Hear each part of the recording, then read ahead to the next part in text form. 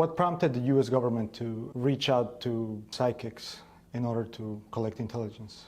Why did the U.S. government get involved? It seems such a leap in, I guess I would say, faith. Well, maybe not exactly. We'll get there. Okay. So why did the U.S. government decide to get involved in looking into the paranormal, parapsychology, ESP, extrasensory perception, as a means of accomplishing things they needed accomplished? As with so many other things, the Russians made us do it.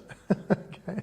The Soviet Union had a fairly extensive research program into what we would consider paranormal or parapsychological behavior. And the CIA found that out. And of course, they're always monitoring what the Soviets were up to. They themselves didn't necessarily believe there was any reality to it.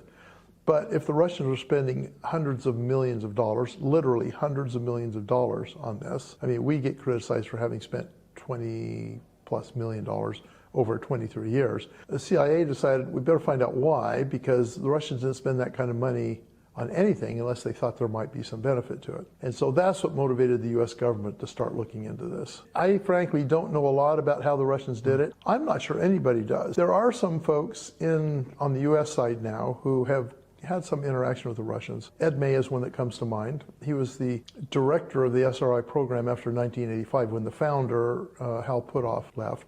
So Ed May got to be actually quite cozy with the Russians after they were no longer the Soviets, and he knows quite a few people involved.